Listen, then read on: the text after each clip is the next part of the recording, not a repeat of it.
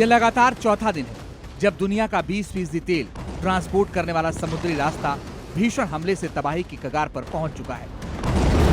बुधवार की रात जिस स्केल पर अमेरिकी सेना ने हॉर्मुज के ठिकानों पर अटैक किया, वो इस क्षेत्र में सबसे बड़ा हमला है। इसकी दो बड़ी वजहें साफ हैं। पहली, ईरान की जिद कंट्रोल नहीं छोड़ेंगे। दूसरी, ट्रंप की अकड़ नाकेबंदी नहीं हटाएंगे।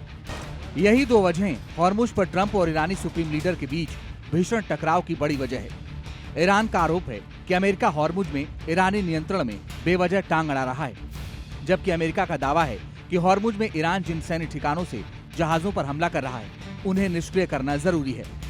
बंदर अब्बास, केशम द्वीप पर धमाके, कोनारक, बुशहर, सिरिक में हमले, यानी पूरी लड़ाई अब हॉर्मुज के इर्द गिर्द हो चुकी है। ईरान ओमान के इंटरनेशनल वाटर में बनाए गए वैकल्पिक रूट से नाराज है। इसी रूट पर ईरान दूसरे देशों की युद्धपोतों पर हमला कर रहा है ताकि आवाजाही को लेकर वो ईरानी निर्देशों का पालन करे। ईरानी हमलों के बाद कई शिपिंग कंपनियां हॉर्मुज स्ट्रेट से गुजरने के लिए अमेरिका की सुरक्षा लेने से भी बच रही हैं। लेकिन ट्रंप ईरान को इस हाल में नहीं छोड़ना चाहते कि अंतर्राष्ट्रीय जल क्षेत्र में घुसकर ईरान किसी देश के जहाज को निशाना बनाए। ट्रंप ने 2 दिन पहले ही कह दिया था, ईरान पर हम 2 से 3 हफ्तों तक बम बरसाएंगे, खासतौर पर पिकैक्स माउंटेन और जागरूस की पहाड़ियों पर, जिसके पास ईरान का नतांज यूरेनियम संवर्धन यूनिट है। इसे हम पहले भी भारी नुकसान पहुंचा चुके हैं।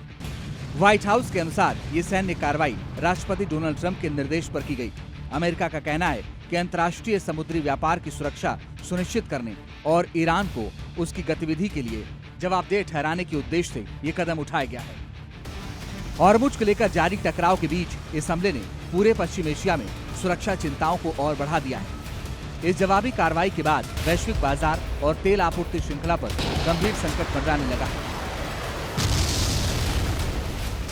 ईरान इसी संभावित संकट को अपना हथियार बना रहा है ताकि इसके लिए अमेरिका को जिम्मेदार ठहराया जा सके। ईरान ने बड़ा पलटवार करते हुए बहरीन में स्थित अमेरिकी सैन्य ठिकानों पर अब तक का सबसे बड़ा और भीषण हमला किया है। इसके अलावा कुवैत, जॉर्डन और सऊदी अरब पर भी मिसाइल और ड्रोन से हमले बोले। ईरान के टारगेट पर अमेरिकी मिलिट्री बेस के साथ इन देशों के गैस और ऑयल फील्ड्स हैं। ईरान ने कहा कि पहले खाड़ी देशों और अरब में अमेरिकी सैन्य बेस के ढांचे नेस्तनाबूद करेंगे। इसके बाद युद्ध का अगला विनाशकारी फेज शुरू होगा।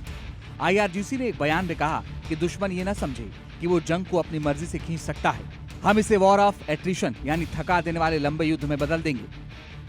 लेकिन ट्रंप और नेतन्याहू ईरान की इन धमकियों को देखते हुए जंग को अब बड़े पैमाने पर ले जाने की प्लानिंग कर रहे हैं।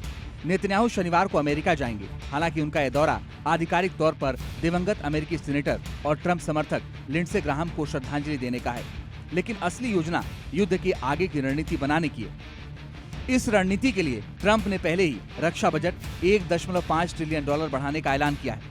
उनकी सरकार पहले ही सेना पर रिकॉर्ड $1 ट्रिलियन का निवेश कर चुकी है और ट्रंप इसे और बढ़ाने की तैयारी में है। ट्रंप ने कहा, हमें इसकी जरूरत है। सैन्य उपकरण अमेरिका में ही बनेंगे, इसलिए सिर्फ खर्च नहीं बल्कि रोजगार पैदा करने वाला निवेश भी है। उनके पहले कार्यकाल में अमेरिकी सेना को मजबूत किया गया और दूसरे कार्यकाल में उसी ताकत का इस्तेमाल किया जा रहा है। ट्रंप की इस रणनीति का जवाब ईरान ने ये कहते हुए दिया कि अभी तो उसने ऑपरेशन नस्र का दूसरा चरण ही शुरू किया है। अगले चरण में हमले सिर्फ अमेरिका के सहयोगियों तक नहीं बल्कि अमेरिका के शहरों तक होंगे। इससे आप अंदाजा लगा सकते हैं दुनिया के चौथे महायुद्ध की बुनियाद कैसे हर हमले के साथ मजबूत हो रही है। ब्यूरो रिपोर्ट, जी मीडिया।